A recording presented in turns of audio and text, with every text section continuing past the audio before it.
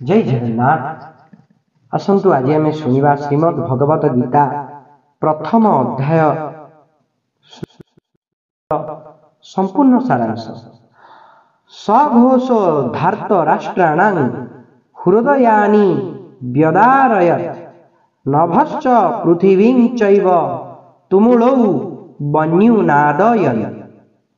पांडव सेना शंखर से भयंकर शब्द आकाश और पृथ्वी को कंपमान करी अन्याय पूर्वक राज्य हरणकारी दुर्योधनादिंकर हृदय को विदीर्ण करदेला।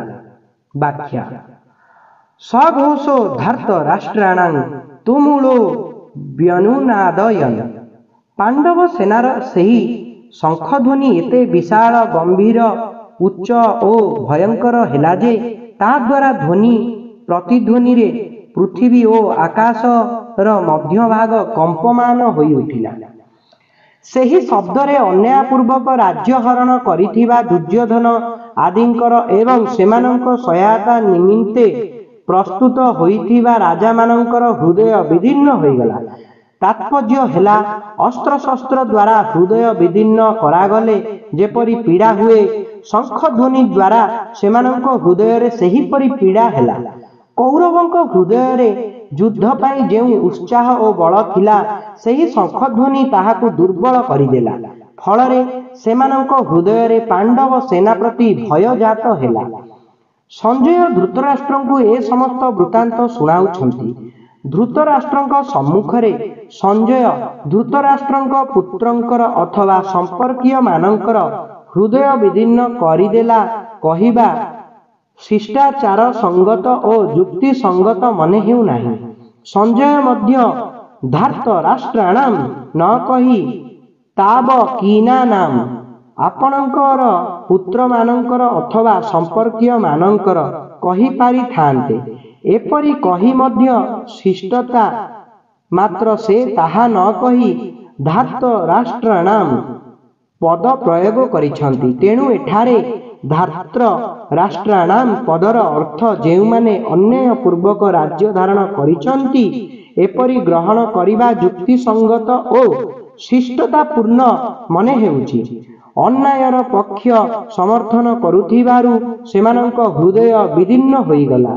ए दृष्टिरु मध्य उपयुक्त अर्थ ग्रहण करिबा युक्ति संगत मने हेउछि। एटारे संदेह हेउछि कौरवंक 11 अकौहिणी सेनार शंख आदि वाद्य बाजिबा सत्वे पांडव सेना उपरे सही शब्दर कौनसी प्रभाव पड़िला नाही। किंतु पांडवंक 7 अकौहिणी सेनार शंख बाजिबारु सही शब्दरे कौरव सेनार हृदय विदीर्ण काहीकि होइगला। एहार समाधान हेउछि जेउमानंक हृदय रे अधर्म पाप और अन्याय नाही अर्थात जेउ माने धर्म पूर्वक निजर कर्तव्य पालन करंती सेमानंक हृदय सुदृढ़ और भय रहित होइथाय। न्याय सपक्षरे थिबारु सेमानंक ठारे उत्साह और सुरवीरता थाए। पांडव माने वनवास पूर्वरु मध्य न्याय और धर्म पूर्वक राज्य शासन करिथिले एवं वनवास परे नियम अनुसारे कौरव मानंकु न्याय पूर्वक राज्य मागिथिले। एणु सेमानंक हृदय रे भय नथिला बरं उत्साह और सुरवीरता थिला। तात्पर्य हेला पांडव पक्ष धर्म रे थिले। एथिपाई कौरवंक 11 औकहिणी सेनार वाद्यध्वनि पांडव सेना उपरे कौनसी प्रभाव पकाई पारिला नाही। जेउ माने अधर्म पाप अन्याय इत्यादि करंती सेमानंक हृदय स्वाभाविक भावे दुर्बल। सेमानंक हृदय रे निर्भयता निशंकता न थाए। सेमानंकर निजकृत पाप और अन्याय ही सेमानंक हृदय को निर्बल करिदिए। अधर्म अधर्मी को विनाश करे। दुर्योधन प्रभृति पांडव मानंकु अन्याय पूर्वक मारिबा पाई अनेक प्रयास करिथिले।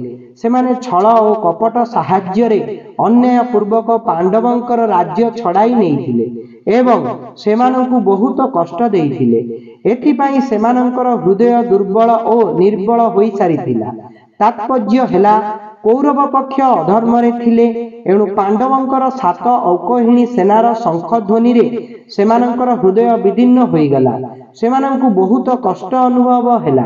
ଏହି ପ୍ରସଙ୍ଗରୁ ସାଧକ ସାବଧାନ ହୋଇଯିବା ଉଚିତ ଯେ ତାର କାମ ମନୋବାକ୍ୟରେ କେବେ ଯେପରି କୌଣସି ଅନ୍ୟାୟ ଓ ଅଧର୍ମ ଆଚରଣ ହୋଇନଯାଏ।